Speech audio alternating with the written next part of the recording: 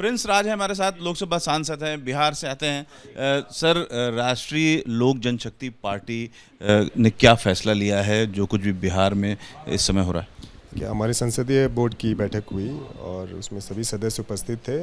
हमारे राष्ट्रीय अध्यक्ष आदरणीय पशुपति कुमार पारस जी भी उसमें उपस्थित थे और ये निर्णय हुआ कि हम लोग एनडीए का हिस्सा हैं, अहम हिस्सा हैं और हम लोग एनडीए के साथ रहेंगे। जो जिस तरीके से वहाँ पर घटनाक्रम बदले हैं और अब दोनों पार्टियां मिल करके सरकार बनाने जा रही हैं, राष्ट्रीय जनता दल भी, तो आप लोग किस तरीके से देख रहे हैं इसे? देखिए, ये घटनाक्रम बहुत दुर्भाग्यपूर्ण है।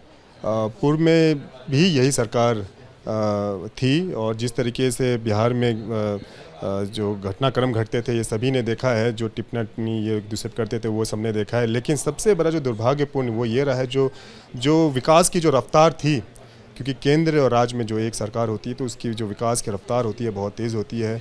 उसमें मुखिया तो वही रहेंगे, कहीं ना कहीं अब उसमें चूक आएगी।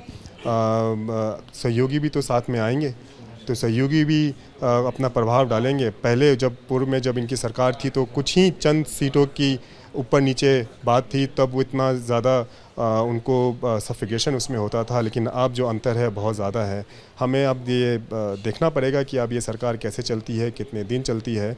लेकिन बिहार और बिहार की जनता के लिए बहुत ही दुर्भाग्यपूर्ण है। क्या जैसे ललन सिंह ने कहा था, चिराग मॉडल को बीजेपी वहाँ अपनाना चाहती थी लेकिन फेल हुई? नहीं, देखिए, ये एक मिसअंडरस्टैंडिंग, कन्फ्यूजन का वातावरण ये बन गया। ये 2020 से ये शुरू हुआ। एक जो हम सब का जो बहुत खूबसूरत झील था उसको बदबूदार बना दिया गया।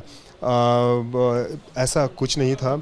ये जो मॉडल की जो बात कर रहे हैं वो उनका अपना खुद का मॉडल था। उसमें किसी का कोई हाथ नहीं था, किसी का कोई उनको बहकाया नहीं गया था।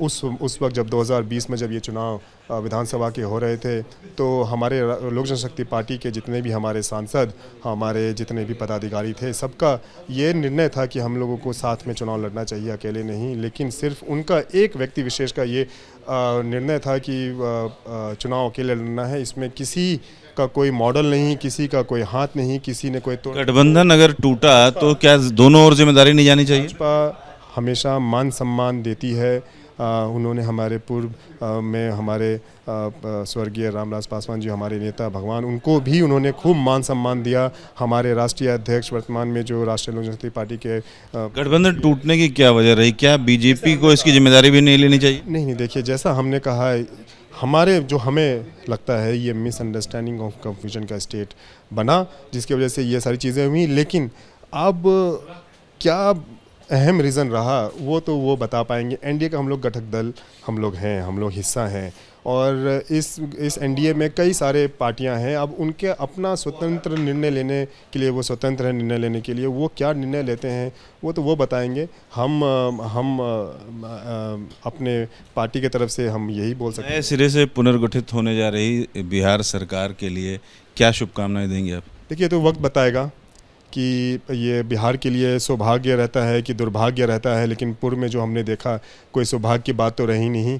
अब ये तो वक्त बताएगा कि क्या होता है। लेकिन दुर्भाग्यपूर्ण ये है बिहार के लिए, जो विकास की जो रफ्तार चली थी कई सालों बाद, बिहार में जो एक विकास की रफ्तार पकड़ी थी वो अब उसमें गति धीमी होगी। ये दुर्भाग्यपूर्ण है। Ravikant, ABP news, Delhi.